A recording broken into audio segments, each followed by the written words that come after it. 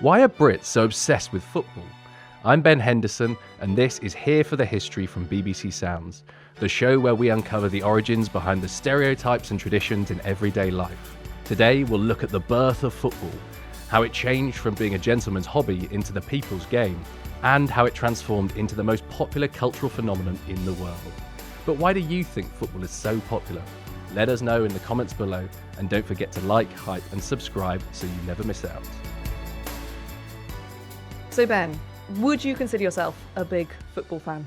Yeah, I would. I mean, I'm not, singing my heart out on the terraces every single weekend. But I'd basically say that my entire childhood revolved around football, pretty much. Okay. It was my chief obsession. Every single day I was playing it. I knew all the stats and all that kind of stuff. And, to be honest, if I hadn't injured my knee a few years ago, I'd probably be playing for England. I don't doubt it, of course. I think I've heard that line from a few people before. Did you have a favourite footballer? Yeah, obviously. Who was your hero? My absolute childhood hero was Steven Gerrard, Liverpool's captain. I mean, the amount of real estate in my brain that I've probably dedicated to him over the years is a joke. And you just, you're never going to meet this person, and it's such an odd phenomenon, that I have to say. What about you, Alice? No, I wouldn't say that football has played a huge part in my life. If you say football, I probably would think first of perhaps the only footballer I really know, which is David Beckham. Oh, of course. Well, it's a good one to know. and Victoria Beckham, of course, his wife. I also love the film Bend It Like Beckham. That is a classic. Which forms quite a lot of my understanding of how football works. And also, I do love paintings, and I always think about those paintings by Lowry, which shows people going to the Burnden Park football grounds in Bolton and flocking to the stadiums. Well, football's working class origins will be very much explored in this episode. Brilliant. We'll bring the paintings to life. But I have always found it a fascinating thing, especially with my male friends, seeing how obsessed they are with football.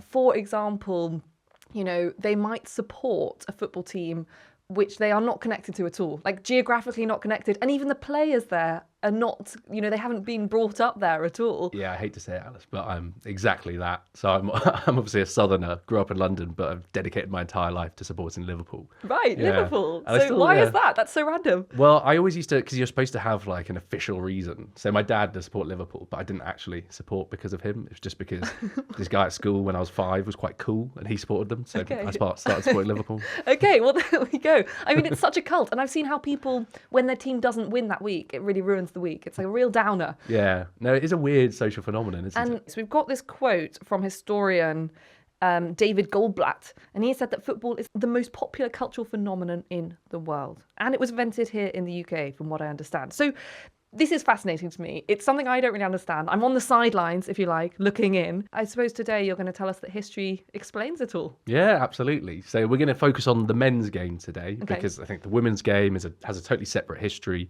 and deserves its own episode. But we're going to start by looking at the game's surprisingly religious origins. Okay. Then we're going to go through the class war that made it into the people's game. And then I'll give my take on how it became the unavoidable global phenomenon it is today. Brilliant. Sounds pretty exciting. So welcome back, everyone at home. Whether you're a football fan or not, this episode has some fascinating stories. I'm Alice Loxton. And I'm Ben Henderson. Ben, I'm here for the history. Let's kick it off. Chapter 1, the birth of football. Okay, Ben, obvious question to start. Where does football come from? So, human beings have been, enjoying kicking around ball-shaped objects as part of games for absolutely centuries. So in England or in Britain, they were doing this, and it was called football from, as early as the 1300s, perhaps even further back. And I'm imagining this is a kind of pig's bladder stuffed with something. Is that? Yeah, that exactly. Sort of thing? And the crucial thing is it's not the game we know as football today. Okay. Yeah, so these games, it's basically an umbrella term for loads of different games where a ball-shaped object is the central bit of it, but there's no kind of widely agreed rules. You can pick the ball up. There's no set number of people on each side. It's just like a massive pile-on in the local village, often known for being incredibly violent.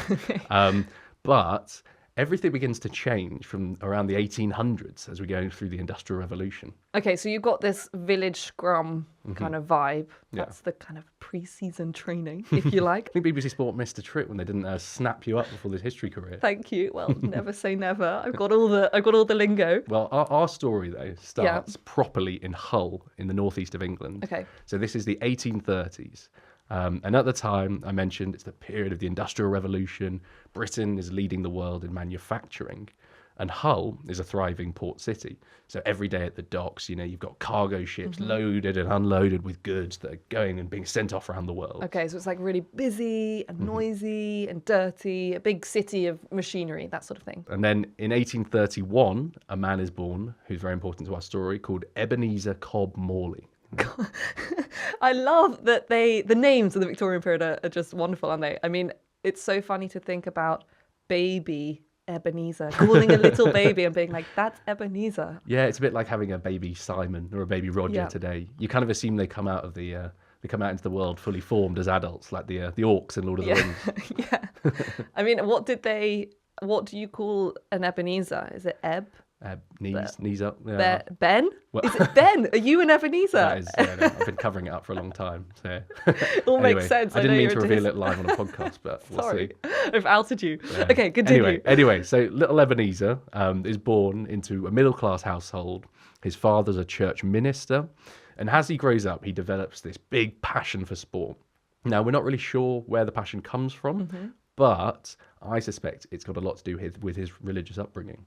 Okay, so we're saying that there is a link between religion and sport. Is that the case? Absolutely, Alex. Okay. Yeah. So basically, I think we just need to zoom out for a second there. And the context is there's a series of kind of moral panics that are gripping society at the time, all related to, all the changes that are happening in wider society. Okay. So first one, all right, the Industrial Revolution is basically modernizing the economy. It creates a much bigger urban middle class.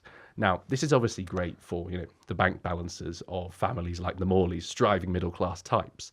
But this economic change also brings about anxieties that, British men are basically going soft. They're moving to officers. They're not getting their hands dirty. They're basically, feeble wimps, that sort of thing. Not like us today, Ben. So we've got the middle classes there, and then further down the ladder, the mass immigration of particularly poor workers from the rural areas, from the countryside, into the big booming factories in the city is a massive demographic change. But obviously there aren't really the facilities there for them to live healthy lifestyles. So you get these huge cramped cities, places like Hull, where slums build up, and they're riddled by poverty, disease, all sorts of crime, things like that. And this leads to a massive separate moral panic about the health of the working classes. Sure. So it sounds pretty bleak and right to be concerned, perhaps. Yeah, absolutely. And, Morley, for instance, he's born in 1831. And when he's still an infant, he lives through the first national cholera outbreak, which is particularly bad in Hull. And as I mentioned, the upshot of this is there's this massive anxiety about their health. And then right at the top of society, so, your more aristocrats, the real elite, there are worries about whether the country's ruling elites are up to the task of managing Britain's expanding empire, because of course it's growing rapidly through the 19th century. In fact, there are some, very specific concerns about what's going on at boarding schools, particularly how boarding school boys are spending their time. Oh dear, what does that involve? Do I want to know?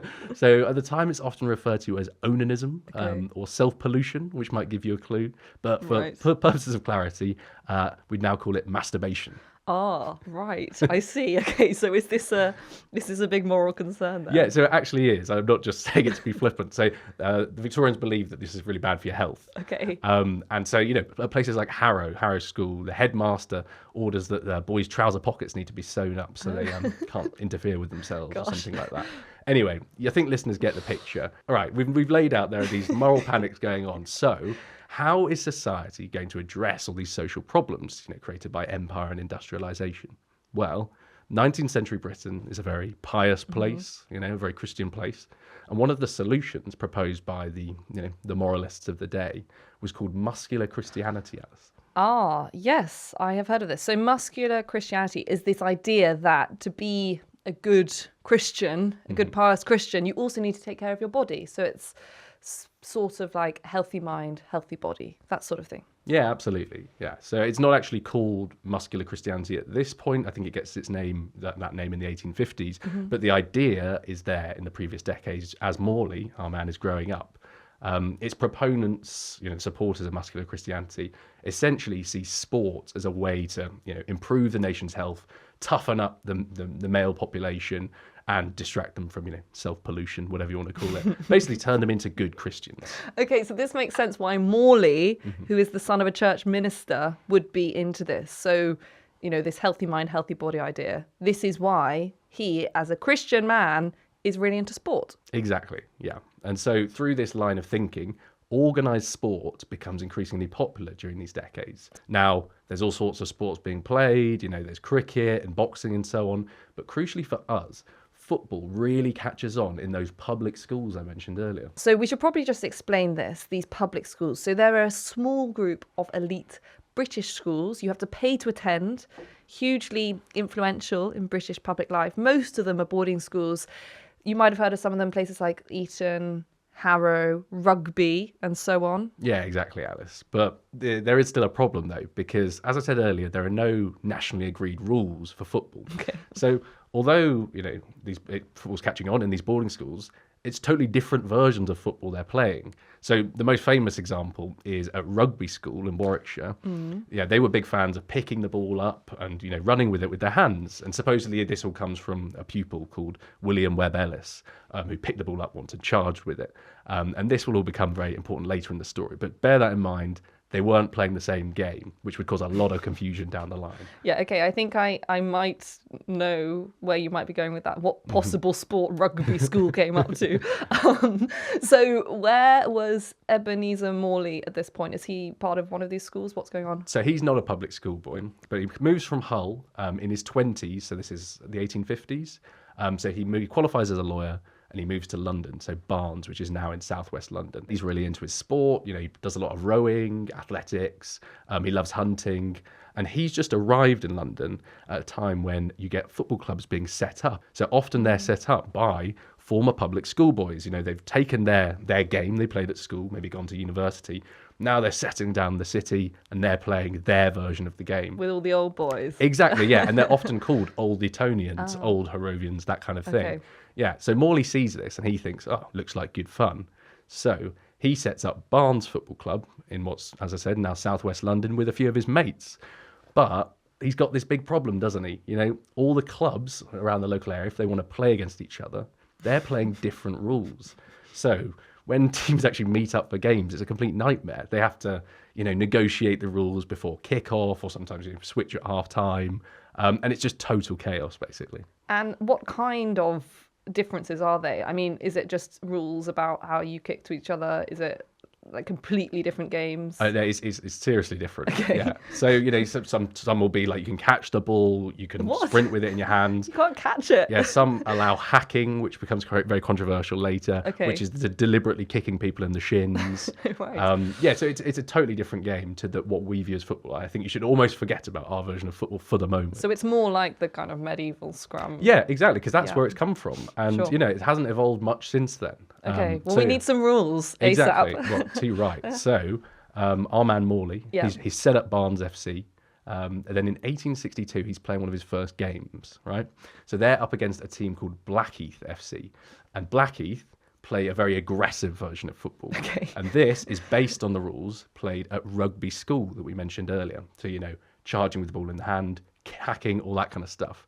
So we're told that during this match, Morley is nearly garroted by one of the Blackheath players. So Wow. it doesn't go too well. Not for the faint-hearted then. No, I mean, absolutely. Could be good for spectators, possibly. Yeah. I don't know if that's... Well, it wouldn't be out of place, I don't think, in Sunday League today. No. I mean, I remember when I used to play at a local club near me, and our coach, when I joined for the first year, like he wouldn't watch games. He had to be about half a mile away in a car park, and we'd have to go over to his car for the team talk. And I wondered why, and I realised he'd been banned for a whole year because he got in some kind of touchline fracas. And it's like we were 12. I was just thinking, why are you getting in punch-ups? Anyway, we shouldn't condone You should this go stuff. and hang out at Blackheath FC. They'd have loved him there. Yeah, too right.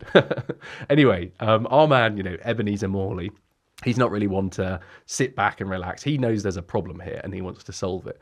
So what he does next changes the course of sporting history, particularly football history. Gosh, Yeah. I'm ready. I'm waiting. I'm eager to hear what's happening next. Tell me, Ben. Well, he writes a letter to one of the big national newspapers of the time, and he proposes setting up a football association. And this association will basically set the national rules that everyone can follow around the country. Great. So this is a big moment and a welcome moment. Finally, some rules and order. I'm pleased to hear that. Yeah, exactly. It's good to have some regulations in place, isn't it? But first, they've got to get it done. So plenty of people respond well to this. They think it's a good idea. And there have been attempts to do this in the past, but with no luck. So in October 1863, Morley and a group of representatives from the various clubs around London, many of them former public schoolboys, all meet at a place called the Freemasons Tavern at Lincoln's Inn Fields in London. I love that. Every good decision happens in a pub. Too right. And I love the idea of all of these Victorian football fanatics gathering. I suppose it would be like dark wooden panels, flickering candles perhaps, maybe, or a smoky gaslit room, that sort of thing. Because I looked up a picture of Ebenezer Morley and he is just the most classic Victorian looking man. He's got this massive moustache. Oh yeah, huge exactly. Chin. You can't imagine him smiling ever. He looks incredibly serious. Yeah, like him and all of his kind of friends sitting around a table. I'd love to be a fly on the wall of that conversation. And so presumably they're all discussing all of the rules and things. I mean, tell me what happens. So Morley acts as secretary for this new football association, but not everyone's happy. And there's a big problem in the shape of Blackheath FC, who I mentioned earlier. Of course. Yeah. Okay. So basically, Blackheath have sent a representative to these meetings, but Blackheath are absolutely committed to the rules played at rugby school. So that's, as I said, picking the ball up, running with it, and hacking people in the shins. Okay, I think I can see where this is going. Yeah, so at the penultimate meeting, the club representatives are at this tavern again. Morley proposes that charging with the ball in hand and hacking need to be outlawed. And he points out that, working men can't really go into work or can't really miss work because they've had their legs broken at the weekend by some bloke from Blackheath. But anyway, the Blackheath representative stands up and kicks up a massive fuss. He says that, outlawing hacking, so this is his words, outlawing hacking would do away with the courage and pluck of the game. Okay, so what happens? Do Blackheath come out on top? They're real troublemakers, this Blackheath lot. What happens? Who's the winner? Well, it's put to a vote. Everyone's there holding their breath. So tense. Moustaches are quivering. Yeah. But Blackheath is outnumbered. Hacking and running with the ball are outlawed. And in December 1863... 13 laws of the game are agreed on, the ones drafted by Ebenezer Morley himself. And that is a huge turning point in the history of football. The rules of football established. Yeah. Great. That feels like a good step. Absolutely. And it is fascinating, not just for football, because, those renegades I mentioned from Blackheath and also from rugby school, so they all go on to break away, create their own sport, which is obviously the game we now know as rugby. Rugby, of course. So basically, there's this meeting in the pub to try and agree the rules of football. One group don't want to pick the ball up and run or kick their opponents. The other group do. And it is that moment that the two sports, football and rugby, came about. That's so interesting, Ben. I had no idea. Yeah, no, it is odd. And if you think about it, well, people may not know, but rugby's official name, even today, is actually rugby football. Oh, so FC. It's always in the club names, isn't yeah, it? and think like the RFU is the governing body, Rugby Football Union. Yes. And sometimes if you listen to particularly old-fashioned rugby commentators, they'll say he's a great footballer when they're literally talking about rugby. And this is where the confusion comes from, because rugby is an offshoot of football because of this split in 1863. Okay, that all makes sense. Yeah, and this brand of football that is, settled in 1863 by the Football Association becomes known as association football, and that is where we get the word soccer from, because association is shortened to soccer by I think boys at Oxford University at first. And so it's just a nickname in the same way that you get some people saying rugger for rugby. So it's actually a very British thing, soccer. Wow, and that sounds so American to me. Exactly, yeah. And people often, are quite very rude about Americans using the term. But it was a very British thing, and it was widespread in Britain until well into the 1900s. There you go. Sport and etymology. That's right. Okay, so here we have the birth of football and rugby. What happens now? Yes, although I should point out that places like Sheffield also had their own kind of rich football culture. And it takes some years before everyone in the country is kind of joined in under the FA's regulations and rules. But through that process, the modern game is born, and that is a crucial turning point in our story. Epic sporting stuff, Ben. If you're watching, then please let us know in the comments what you think about this great origin story of football and rugby. Don't forget to like, hype, and subscribe so you never miss an episode. Chapter 2, The People's Game. So Ben, we're in late Victorian Britain, football is just kicking off, as it were. How does it go from these humble beginnings to becoming our great national sport? So at this point, association football, so the football played by under the FA's rules, is very much just a hobby for the middle and upper classes. It's not super popular. There weren't that many clubs at those FA meetings in 1863. And there are other sports to compete with. For example, cricket and boxing are hugely popular. And they, at this point, probably seem more likely to go on to be our national sport. But very quickly, over the following decades, football absolutely explodes among Britain's working classes, thanks to a few kind of crucial developments. So I'm going to take you, Alice, to Preston in Lancashire, in the northwest of England, to meet a man called William Suddle.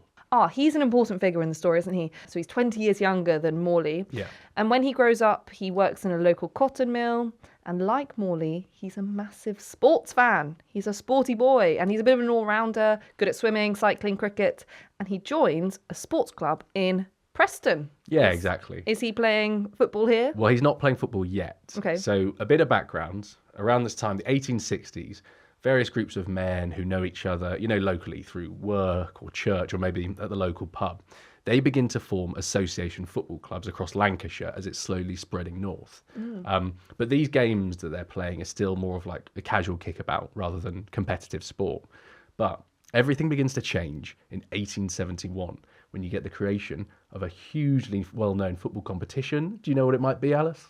I don't know. It's not the World Cup. It can't be. Not quite, but, not a bad guess. It's the FA Cup. Oh, okay. Yeah. Yes, that would make sense. Yeah, so basically the FA Cup is a knockout tournament and all the teams in the Football Association who play those rules are invited to come and take part. So why does this matter for our story? Well, the creation of the FA Cup and crucially the addition of competition, that is absolutely essential to making this game so well loved and so popular because now something's always on the line when people are playing. That sense of competition motivates players and crucially draws in spectators. So in 1872, you have the first FA Cup final, and that draws in about 2,000 spectators. Sounds quite a lot. Yeah, exactly. So it's like, it's not the 85,000 you'll get for the FA Cup final today, but these are significant figures and it shows football is clearly on the rise. Yeah, and you've got to be organised to have 2,000 people there. Exactly, yeah. Organisations coming in, that's crucial. So another huge change from the 1870s is changes in workers' lives, basically, and this is going to be very important. So real wages for factory workers grow during the period. So they have a bit more money in their pocket, a bit more money to spend on leisure. And then on top of that, these workers who've been used to basically working 6 days a week, all day, but from the late 19th century onwards, they start to get more and more Saturday afternoons off from their factory work. So they've got a little slot where they have a bit of leisure time on a Saturday afternoon. And increasingly, many of these workers turn to football to fill that spot. Well, it seems like the arrival of association football is perfectly timed because it's this exact moment when workers have the leisure time and the disposable income to not only pay to watch the sport or to play it themselves, but also this perhaps changes the clubs themselves. I mean, I suppose as soon as you've got these massive crowds coming, then that means they can probably earn some more money from it. Yes, and we're coming to the business side of things. Okay. So this is where our man William Suddle comes in. So his sports club in Preston start playing football. They're called Preston North End FC. They're formally founded in 1880. And William Suddle's appointed the manager. So he takes this job very seriously. He's supposedly the first man to use a blackboard to, communicate tactics. Great innovation. Yeah, I'm not sure how reliable that source is, but anyway, it's a good story. But the point is, he loves it and his team enjoys some success. So after a few years, Preston's attracting, several thousand spectators to games, and you think, okay, great, this is a rampant success, great news for him. But the problem is, this obviously puts pressure on him as the manager. There's a financial incentive to win, to keep performing. And Suddle, as the manager, is responsible for this. He needs to get those spectators coming in every week so the club can balance the books. And the only way to do that is getting results on the pitch. I see. So it's really turning from this kind of eccentric hobby to a big business. Yeah, exactly. A commercial venture. Yeah, you're seeing the slow commercialization of football that we know, so well today. And okay, so what's Suddle going to do in this scenario? Well, he obviously needs better players, you'd think. Now today, you'd probably go out and buy them or offer them better wages to come and play for you. But Subtle has a problem, and this is a problem that, every club in the country has who's playing under the FA, and that is under FA rules, you cannot pay football players. Ah, well, that's quite different to today. Yeah, wildly different. Yeah. Exactly. And it's totally remarkable to get your head round. But it all goes back to the public school origins of, the Football Association. So remember, the Football Association's founded in large part by men who'd been to these public schools, and they viewed football as a way to it was just purely for enjoyment. It was to be played by gentlemen, that sort of thing. Mm-hmm. And the idea to them of playing for money seems a bit grubby, so basically professionalism, i.e. paying players, is outlawed. Ah, okay. So presumably that didn't really affect the public school boys much, who could probably afford to not be paid, but did this exclude the working class members who perhaps weren't able to take the time off from work? Is that right? Well, exactly. If you're living close to the breadline or something like that, missing a day of work is pretty crucial. And some historians wonder if the FA's opposition to professionalism wasn't so high-minded and about, gentlemanly ideals. It may have been a way to just keep them on top. They didn't want the working class lads beating them. So I see. I think listeners can decide which they think is more likely. They were threatened, yeah. Yeah, exactly. Anyway, so this problem, William Suddle, he can't go and sign players. So it's left him in a bit of a bind. So he has to hatch a plan, Alice. Exciting. I'm all ears. A plan. Okay, so at the time, shockingly, Scottish players are actually widely regarded as the best in the country by far. Super innovative. They're technically miles ahead. So in the summer of 1883, Suddle nips over the border to Scotland and secretly recruits a few superstar Scottish players, and he promises them a wage. And this is still at the point where it's totally against the rules to pay players. Is that right? Yeah, absolutely. And wow, basically, how daring. Well, Suddle cleverly disguises this by giving them work, in inverted commas, in his cotton mill, which he's now the manager of. Mm-hmm. Okay, and what kind of work is that? Is this like a cover-up for? Well, I don't know the specifics for that one, but this was becoming increasingly widespread across underhand work, and it would be just non-jobs, chief tea drinker, that kind of thing. Bringing the vibes. Exactly, yeah, exactly. That. Look after the bowling green outside or something. I think my great granddad actually played for a team in Hartlepool, an amateur team.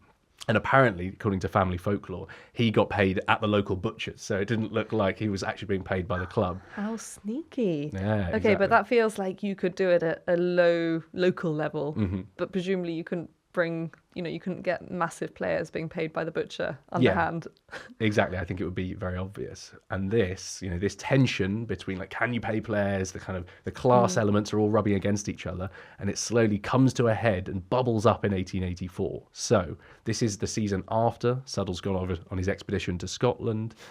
It's January 1884, and Preston North End, his club, are playing a team called Upton Park, and they beat them in the FA Cup. But Upton Park has got wind of Suddle's tricks. So Upton Park protests to the Football Association, the authorities. They say Preston have fielded professionals in the game. And rather than, deny it, as you might expect, Suddle comes out and openly admits it. And then he argues he's perfectly within his rights to do what he's done. Wow, bold statement, a bold move from Suddle. Yeah, exactly. And unsurprisingly, the toffs at the Football Association aren't massively pleased with this. So Suddle's team, Preston, are banned from the FA Cup for a year. But this proves a real turning point because other working class clubs rally behind Preston.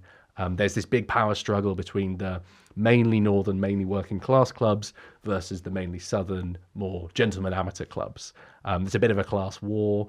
And before long, it actually looks like football might split in two. So things could have been very different.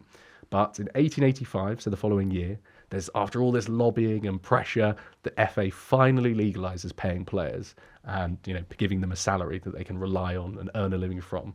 And this changes football forever.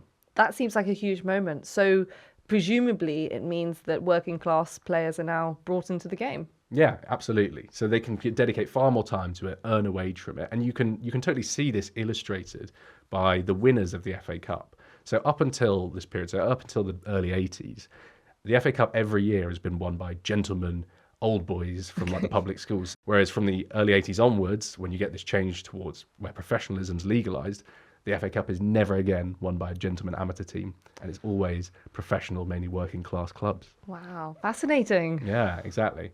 Now, you'd think after all this, William Suddle might, kick back and relax. He's already battled over one massive issue and changed the game, but he's actually not done yet, Alice. So there's one more barrier for him to overcome, which will change and shape football as we know it today. So if you think about it, back then, I mentioned they'll play like friendlies against other clubs, and then they've got the FA Cup, one knockout competition. So a knockout competition is when, you play a game, and if you lose, you're out. But the problem with that is you can't anticipate your future income when it's so disorganized. If you get knocked out the cup early, that's your whole year's budget ruined, isn't it? So it's incredibly hard to budget for, which is obviously a nightmare for business. So what our man William Suddle does is he teams up with the director of Aston Villa Football Club, which is over in Birmingham. I've heard of that one. Indeed, yes. So the man there, the director of Aston Villa, is a man called William McGregor. Suddle and McGregor come up with a new concept, which Suddle names the Football League. Okay. Yeah. The Football League, and that's the start of the leagues we have today. It is indeed, Alice. So the crucial point here is the creation of a league system, which may seem incredibly obvious to us, but obviously it didn't exist back then. So it was very innovative, and it gives clubs a set schedule for their competitive fixtures. So first, on the boring financial side of things, they can predict their income. But secondly, a weekly competition really helps build a loyal following. And it's all part of that explosion of popularity you see among Britain's working classes who are just addicted to football. Sure, and it becomes a regular part of their life. Okay, so if Ebenezer Morley's work was to agree the rules and turn football from this kind of disorganised pastime into a middle and upper class hobby, perhaps we could say that Suddle was the one who transformed it to what we always know as the people's game. Absolutely, yeah. Chapter 3, a global product. So by the outbreak of World War I, so in 1914, football was Britain's national sport pretty much. So you can see this massive growth by just looking at attendances. Like in that first Football League season in the 1880s, it's watched by about 600,000 people across the year. But by 1914, so only 30 years later, the top division is watched by almost 9 million people. So you can see that growth is absolutely phenomenal in such a short period of time. Is this what they would call football fever? That they always write about it like that? Yes. Okay, so I think I have quite a good sense of how football has emerged and its great rise, but I don't know if I quite understand yet why people are so obsessed with it. Like, where does that obsession come from? Why is it such a cult? Yeah, it's interesting. And loads of people have written incredibly intellectual, philosophical tracts on this. I chatted to the historian David Goldblatt, who's probably the most renowned kind of football historian in the world. His book, The Ball is Round, is an absolute cracker. But he basically he raises a few points, but he specifically points to football's simplicity, which I think also is hugely important. So compare it to cricket or rugby. There are far less rules. It's much more straightforward to get your head round. There's also the fact that you can play football pretty much anywhere, so long as you just have a ball. Yeah, village green. Exactly. Or not even a village green, a yard or something. Yeah. I mean, you can play in an urban environment or you can play in the countryside. It doesn't matter what. Then there's also the fact it doesn't really favour people of a very specific build. So, it's not like basketball where it's a massive advantage to be hugely tall. And then I think it's hugely important on a cultural level, because football has its roots so deeply woven into working class, urban civic identity through the story we've told. I think it kind of imbues football with a kind of cultural capital. So people when they follow football, it's not just because of the game that's going on. They're buying into that culture and history themselves, and that it gives them it's a sense of belonging and identity that comes with it. What about worldwide? I mean, football's big in Britain then, but when I go on holiday, I often see people playing football in the streets, and they are wearing football shirts with British teams on. Yeah. Totally out of context, really. How has football spread and kind of gone across the globe? Yeah, I mean, it is crazy, isn't it? I mean, I went to Angola a few months ago, and that was the first question pretty much everyone asked me as soon as I said I'm British. So it's totally mad, but much of that is because when football's being set up in this period that we've been discussing, British workers, traders, teachers, diplomats, all sorts of British people are going abroad and taking football with them. So they're often playing it in, the urban port cities in countries all over the world. So Brits set up the first football clubs in Brazil, in Argentina, and many European countries. For example, a famous example is AC Milan, one of the most successful teams in European history, obviously based in Milan in Italy. It's founded by British expats, and it's still called Milan rather than the Italian Milano, which is like a homage to its original British roots. Of course. So through this exporting of the game abroad, this is how football transforms from, the sport of working class British men to a real global phenomenon that we have today. Okay, so we've gone from football's origins, and then it becomes this people's game that's really popular with the working classes. But looking at football today, when I think about it, I think about billionaire owners and celebrities and wags and, just huge amounts of money. I mean, is it still the people's game? Yeah, so it's interesting you say that, because I think a lot of modern younger fans would have exactly the same thoughts about football today. But that wasn't the case right up until, the 1970s and 80s. A top footballer could be like an ordinary human being, like they wouldn't have like all the flash stuff they have today. But a lot changed in the early 1990s. So the top division of the Football League, so remember, Suddle had helped set up the Football League. A few divisions have been added below, so you can get promoted and relegated. The top division broke away in 1992 and formed what we now call the Premier League. So why did they do this? They did it because they could get an absolutely massive TV deal with Sky at the time. The money kept flowing in through all these TV deals. And to be fair to the Premier League, it was marketed absolutely brilliantly across the world. So the English Premier League was the first to do this really effectively in places like Southeast Asia, Africa. And it meant that the Premier League, within about 10 years at least, grew into basically being the most popular league in the world. And this means football in England especially was injected with absolutely phenomenal amounts of cash. And that's where the culture that you're talking about has come from. But, it has this adverse effect at the other end of the scale, because, we talked earlier about how the commercialization of football actually helped bring in a lot of working class participation. Yeah, making it a professional. Exactly, yeah. So a huge amount of people have pointed out that whilst this commercialization produces, a great product on the pitch, hugely expensive, well-paid players that play beautiful football, it's also barred a lot of ordinary people from, going and watching. So ticket prices now are absolutely through the roof. And even if you want to just watch on your telly, almost all the ways actually, it's now behind a subscription. So you can't even really do that. But people are still obsessed. Do you think that's still there, the cult following? Absolutely. And it is hard to explain that. I love a kind of broad historical theory for everything. Okay. And I remember I was reading some research by a guy called Hugh MacLeod. He's a historian. So he's written a lot about the connections between football and religion. And his kind of broad thesis is that football, increasingly from about the 1960s onwards, has essentially taken the place of religion in many people's lives as our society is, gradually secularized. And if you think about it, there are so many parallels. I mean, there's all the ritual, doing everything at the same time every weekend. The church and the stadium are quite similar in what they symbolize. The singing, there's so much religious language in football. People talk about messiahs and fans and fanatics, all this kind of stuff. And there's, prayer. You see fans praying all the time. And it's such a thing. And I just think it gives that sense of belonging, that sense of identity that perhaps the modern secular world lacks. So maybe it's all because we're losing our religion. Yeah, well, it goes back to Ebenezer Morley and the links between sport and religion early in the 19th century. Back to the beginning. How neat. What I love learning about is the etymology. And I had no idea about the rugby football link, how they still call the rugby clubs FC. Yeah, exactly. And soccer, association being the origins of the word soccer. Yeah, well, feel free to steal it in any pub quiz you're involved in. Yeah, that's great pub quiz knowledge. A useful one to come in handy. I hope everyone watching on YouTube, you felt the same. Let us know what you think in the comments. Make sure to like, hype and subscribe. Make sure to tell all of your friends. Thank you for joining Here for the History. And until next time, goodbye. Goodbye.